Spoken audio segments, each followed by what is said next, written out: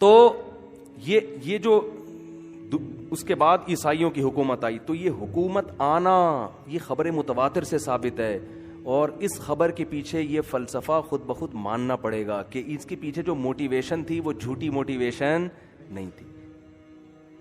اس کے بعد اسلام دنیا میں آیا، خلافتیں عیسائیوں کی چل رہی ہیں، اسلام بہت تھوڑا سا ہے، ایک دم اٹھ کے پوری دنیا پہ چھا گئے، اور 2-4 دنوں کے لیے نہیں، 1200 سال دنیا پہ چودراہٹ کی اسلام نے ہے بھائی۔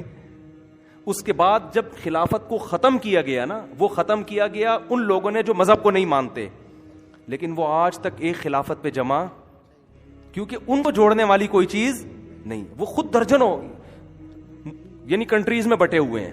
آپ دیکھ لو، جرمنی الگ ملک ہے، فرانس الگ ملک ہے، اور سوئٹزرلینڈ الگ ہے، اور سویڈن الگ ہے، چھوٹی چھوٹی ریاستیں، تھوڑے تھوڑے لوگ ہیں، ایک چھتری کے نیچے جمع نہیں ہو رہے۔ اپنے مفاد کے لیے کچھ چیزوں میں اتحاد تو کرتے ہیں، وجہ کیا ہے کہ انسان کی طبیعت میں یہ ہے کہ میری چودراہٹ ہوگی، میں کسی دوسرے کی چودراہٹ قبول نہیں، حالانکہ انسانیت کا فائدہ ان کو جمع کرنے میں ہی الگ الگ ریاستوں میں ہے۔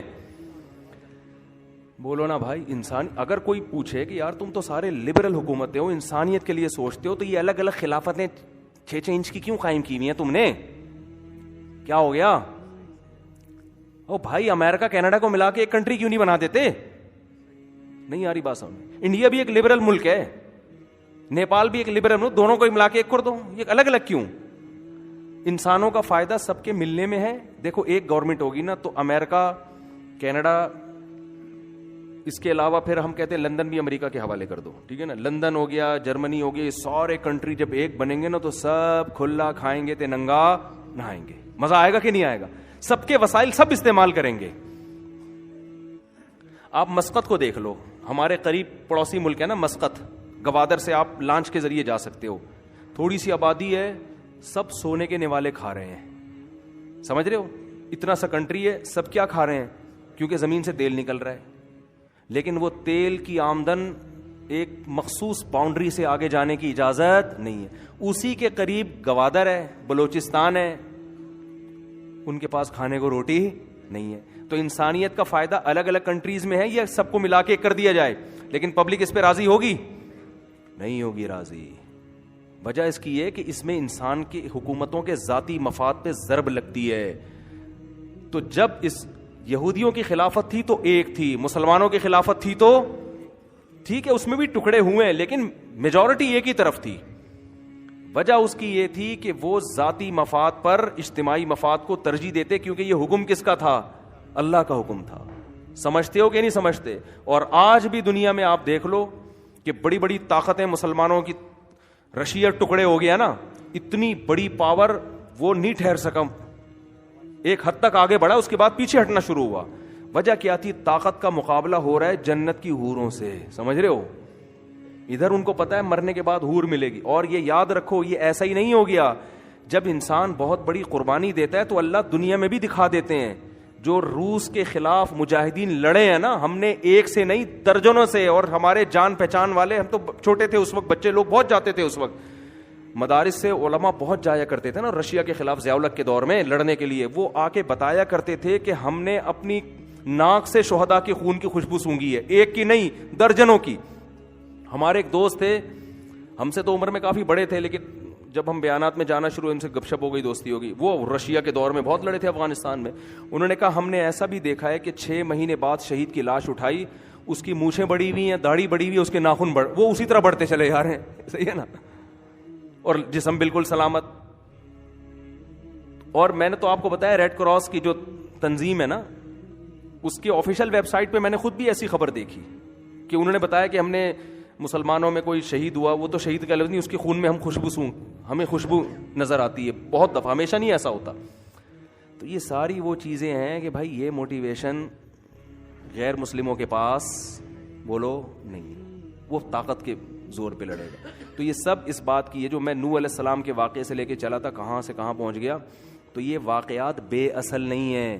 قرآن نے جب یہ واقعات بیان کیے نا تو یہود و نصارہ اور مشرکین نے یہ نہیں کہا کہ غلط ہے، کیونکہ یہود و نصارہ جانتے تھے کہ یہ صدیوں سے چلے آ رہے ہیں۔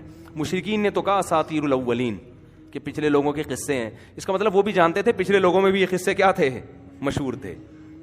تو وہ کہہ رہے ہیں یہ وہیں سے نقل کر رہے ہیں. اور یہود و نصارہ نے یہ کہا کہ ہماری کتابوں سے معاذ اللہ چوری کی انہوں نے, معاذ اللہ.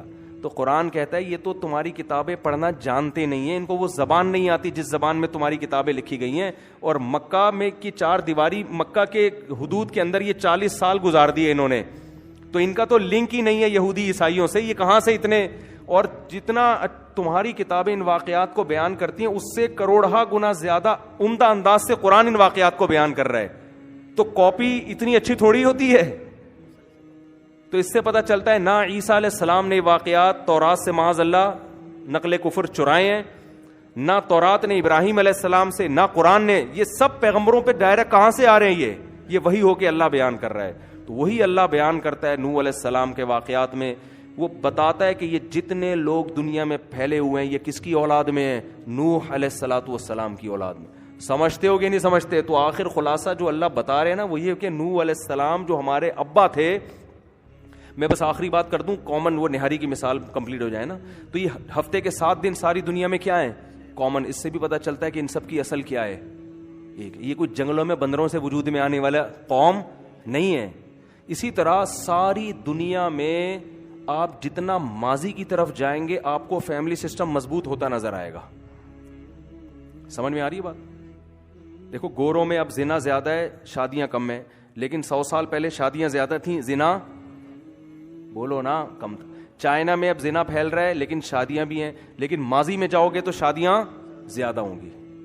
یعنی جتنا ہم ہندوؤں میں بھی جتنا پاس کی طرف جاتے چلے جاتے ہیں نا, آپ کو فیملی سسٹم اس میں مضبوط نظر آتا چلا جائے گا.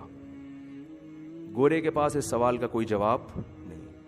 اب دنیا بکھری ہوئی, کیا انہوں نے گول میز کانفرنس کی تھی کہ یار ہم سب میرج سسٹم کو معاشرے میں پروموٹ کرنا چاہتے ہیں؟ بولو نا, نہیں آئی بات. یعنی جیسے سب نے گول میز کانفرنس کر کے کہا تھا آج جمعہ ہے تو جمعہ ہے, ہفتے میں کتنے دن ہوں گے؟ یہاں تو پھر بھی تعویل کی جا سکتی ہے نا, حکومتیں مذہبی آئیں تو انہوں نے 7 دن نافذ کر دیے تو اب وہ ہمیشہ کے لیے نافذ ہو گئے. لیکن میرج میں آپ کیا کرو گے؟ جنگلی انسان تھا, سائنس تو یہ کہتی ہے نا جنگلی انسان تھا, دم آہستہ آہستہ مارکیٹ سے شارٹ ہوئی ہے. پہلے بندر تھا, دم تھی, مارکیٹ سے دم کیا ہو گئی؟ ارے دم مارکیٹ سے شارٹ ہوئی, جب بندروں سے انسان بنے تو یہ سارے گول میز کانفرنس کر کے شادی بیاہ کا رواج کہاں سے آیا ان میں؟ وہی بات ہے, وہ بھی نہاری کھا رہا ہے جو ادھر جاپان میں ہے, وہ بھی نہاری کھا رہا ہے. یار یہ اگر ترقی کرتے کرتے یہ لوگ جاپان میں, چین میں, ادھر ادھر پہنچ گئے تو نہاری قدر مشترک کہاں سے آ گئی؟ اس کا مطلب ان سب کی اصل کیا ہے؟ ایک ہے.